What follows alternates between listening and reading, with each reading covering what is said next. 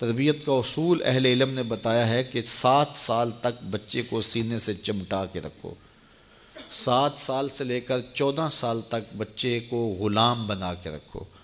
14 سال سے لے کر 21 سال تک بچے کو دوست بنا کے رکھو. اس کے بعد 21 سال کے بعد ان کی تربیت مکمل ہو جائے گی. یہ 3 مراحل ہیں. پہلے 7 سال گود میں اٹھا کے رکھو، اور آج بھی بعض جگہ پہ، یہاں جاپان کے اندر اب انہوں نے اجازت دیا کہ 7 کے 8 سال کے بعد بچہ سکول جائے گا. پہلے 10 سال تک غالباً ان کا تھا، 10 سال تک وہ سکول نہیں جانے دیتے تھے بچے کو کہ ماں ہی تربیت کرے. سب سے بہتر تربیت کی درس گاہ، آماج گاہ یہی ہے ماں کی آغوش. تو یہ جو 3 ساڑھے 3 سال کے بچوں کو ہم ماں اپنے سے دور کرنے کی کوشش کرتی ہے، نہیں، 7 سال بچے کو سینے سے چمٹا کے رکھے اور زیادہ وقت ماں دے، اور عمل سے سیکھتا ہے. اس لیے جب کوئی ماں باپ بن جائے تو اپنی عادتیں پرانی چھوڑ دیں اور اچھی عادتیں اختیار کرے، تاکہ وہ عادتیں اولاد کے اندر منتقل ہوں.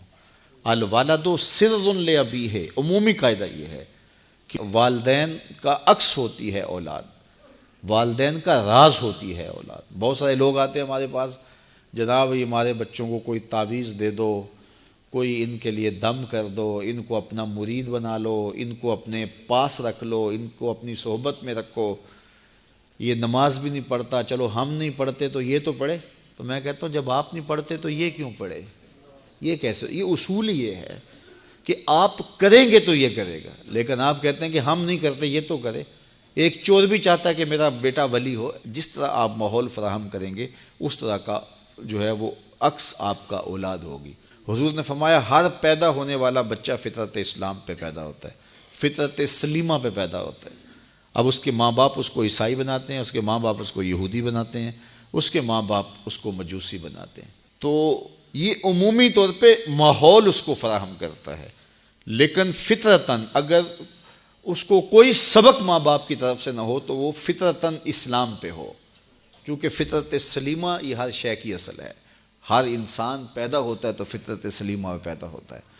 تو اچھے والدین اچھی تربیت کی ضمانت ہے. تو جب کوئی کسی شخص کی شادی ہو جائے تو شادی سے ویسے بھی دین کی تکمیل ہو جاتی ہے، تو پھر اپنی عادات کو بھی بہتر کرے، اور تاکہ آنے والی اولاد نے اس کے عمل سے سیکھنا ہے، اس کے رویے سے سیکھنا ہے، اس کے طرز زندگی سے سیکھنا ہے. تو ہمارا سب سے قیمتی سرمایہ ہماری اولاد ہے. بعض اوقات ہم جو ہے وہ سارا دن اپنے کاروبار کو دیتے ہیں، دیگر امور میں دیتے ہیں، اولاد کو وقت نہیں دیتے. تو اولاد کو وقت چاہیے ہوتا ہے، اور اولاد کو وقت دینا چاہیے، اور اولاد کو وقت دینے سے ان کی اچھی تربیت ہوگی. وہ آپ کے پاس بیٹھے اٹھیں گے، آپ کی باتیں سنیں گے، آپ کے عمل دیکھیں گے، آپ کے رویے دیکھیں گے، تو پھر ان کے اندر اس کا عکس پیدا ہوگا. آپ کی روایات ان کے اندر منتقل ہوں گی، آپ کی عادات ان کے اندر منتقل ہوں گی، آپ کے اخلاق ان کے اندر منتقل ہوں گے. لیکن اگر آپ ان کو وقت نہیں دیں گے تو یہ سب کچھ ان کے اندر منتقل نہیں ہو سکے گا. اور دوسری بات یہ کہ والدین کے اپنے اطوار کیا ہیں، اپنے اخلاق کیا ہیں، اپنی اقدار کیا ہیں.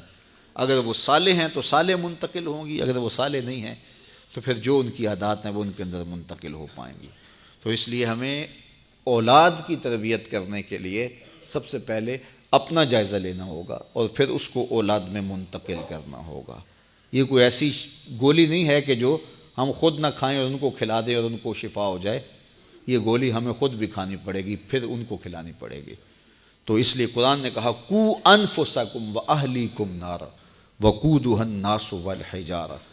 اپنے آپ کو اور اپنی اولاد کو، اپنے اہل و عیال کو جہنم کی آگ سے بچا لو، جس کا ایندھن انسان اور پتھر ہیں. اپنے عمل اتنے خوبصورت بناؤ، اپنے رویے اتنے پاکیزہ کر لو، اپنا انداز اتنا خوبصورت بنا لو کہ تمہارے رویے اور تمہارا انداز تمہاری نسلوں میں منتقل ہو، اور وہ بھی جہنم کی آگ سے بچ جائیں اور تم بھی جہنم کی آگ سے بچ جاؤ.